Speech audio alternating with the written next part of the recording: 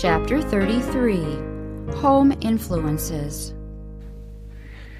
The home should be to the children the most attractive place in the world, and the mother's presence should be its greatest attraction. Children have sensitive, loving natures. They are easily pleased and easily made unhappy.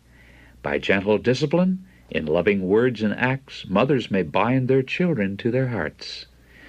Young children love companionship and can seldom enjoy themselves alone. They yearn for sympathy and tenderness. That which they enjoy they think will please mother also, and it is natural for them to go to her with their little joys and sorrows. The mother should not wound their sensitive hearts by treating with indifference matters that, though trifling to her, are of great importance to them. Her sympathy and approval are precious. An approving glance, a word of encouragement or commendation will be like sunshine in their hearts, often making the whole day happy. Instead of sending her children from her, that she may not be annoyed by their noise or troubled by their little wants, let the mother plan amusement or light work to employ the active hands and minds. By entering into their feelings and directing their amusements and employments, the mother will gain the confidence of her children, and she can the more effectually correct wrong habits or check the manifestations of selfishness or passion. A word of caution or a reproof spoken at the right time will be of great value. By patient, watchful love, she can turn the minds of the children in the right direction, cultivating in them beautiful and attractive traits of character. Mothers should guard against training their children to be dependent and self-absorbed. Never lead them to think that they are the center and that everything must revolve around them. Some parents give much time and attention to amusing their children, but children should be trained to amuse themselves, to exercise their own ingenuity and skill. Thus they will learn to be content with very simple pleasures. They should be taught to bear bravely their little disappointments and trials. Instead of calling attention to every trifling pain or hurt, divert their minds, teach them to pass lightly over little annoyances or discomforts. Study to suggest ways by which the children may learn to be thoughtful of others. But let not the children be neglected. Burdened with many cares, mothers sometimes feel that they cannot take time patiently to instruct their little ones and give them love and sympathy. But they should remember that if the children do not find in their parents and in their home that which will satisfy their desire for sympathy and companionship, they will look to other sources, where both mind and character may be endangered. For lack of time and thought, many a mother refuses her children some innocent pleasure, while busy fingers and weary eyes are diligently engaged on work designed only for adornment, something that at best will serve only to encourage vanity and extravagance in their young hearts. As the children approach manhood and womanhood, these lessons bear fruit in pride and moral worthlessness. The mother grieves over her children's faults, but does not realize that the harvest she is reaping is from seed which she herself planted.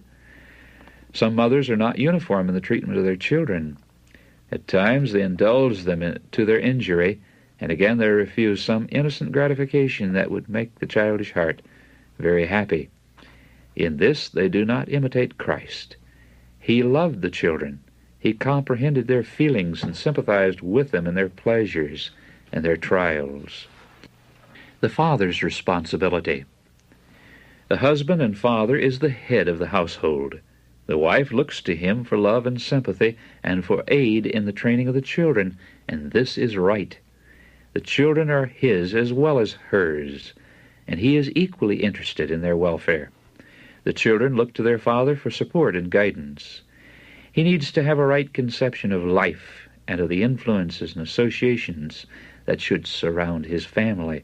Above all, he should be controlled by the love and fear of God and by the teaching of his word, that he may guide the feet of his children in the right way. The father is the lawmaker of the household, and like Abraham, he should make the law of God the rule of his home. God said of Abraham, "I know him," that he will command his children and his household. Genesis 18:19. There would be no sinful neglect to restrain evil, no weak, unwise, indulgent favoritism, no yielding of his conviction of duty to the claims of mistaken affection. Abraham would not only give right instruction, but he would maintain the authority of just and righteous laws. God has given rules for our guidance. Children should not be left to wander away from the safe path marked out in God's Word into ways leading to danger which are open on every side. Kindly but firmly, with persevering prayerful effort, their wrong desires should be restrained, their inclinations denied. The father should enforce in his family the sterner virtues, energy, integrity, honesty, patience, courage, diligence, and practical usefulness. And what he requires of his children, he himself should practice, illustrating these virtues in his own manly bearing. But fathers, do not discourage your children. Combine affection with authority, kindness, and sympathy with firm restraint. Give some of your leisure hours to your children. Become acquainted with them. Associate with them in their work and in their sports, and win their confidence. Cultivate friendship with them, especially with your sons. In this way, you will be a strong influence for good. The father should do his part toward making home happy. Whatever his cares and business perplexities, they should not be permitted to overshadow his family. He should enter his home with smiles and pleasant words. In a sense, the father is the priest of the household, laying upon the family altar the morning and evening sacrifice. But the wife and children should unite in prayer and join in the song of praise.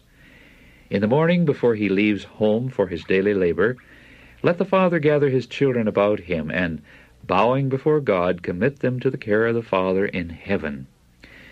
When the cares of the day are past, let the family unite in offering grateful prayer and raising the song of praise, in acknowledgment of divine care during the day. Fathers and mothers, however pressing your business, do not fail to gather your family around God's altar. Ask for the guardianship of holy angels in your home. Remember that your dear ones are exposed to temptations.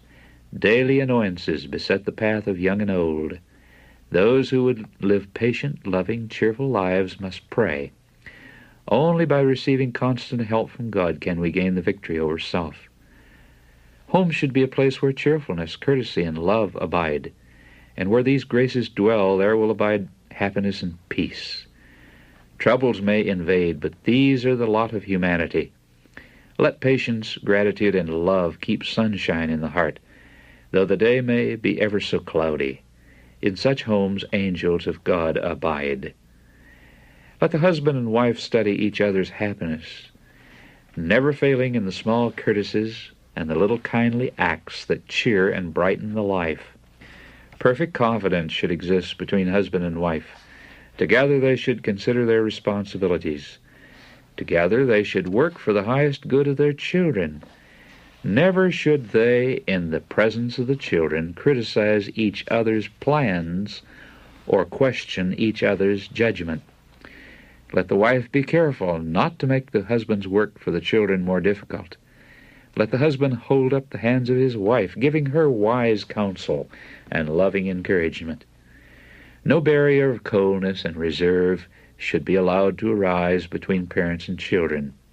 Let parents become acquainted with their children, seeking to understand their tastes and dispositions, entering into their feelings and drawing out what is in their hearts. Parents, let your children see that you love them and will do all in your power to make them happy. If you do so, your necessary restrictions will have far greater weight in their young minds. Rule your children with tenderness and compassion, remembering that their angels do always behold the face of my Father which is in heaven. Matthew 18:10. If you desire the angels to do for your children the work given them of God, cooperate with them by doing your part. Brought up under the wise and loving guidance of a true home, Children will have no desire to wander away in search of pleasure and companionship. Evil will not attract them. The spirit that prevails in the home will mold their characters. They will form habits and principles that will be a strong defense against temptation when they shall leave the home shelter and take their place in the world. Children, as well as parents, have important duties in the home. They should be taught that they are a part of the home firm. They are fed and clothed and loved and cared for, and they should respond to these many mercies by bearing their share of the home burdens and bringing all the happiness possible into the family of which they are members. Children are sometimes tempted to chafe under restraint, but in afterlife they will bless their parents for the faithful care and strict watchfulness that guarded and guided them in their years of inexperience.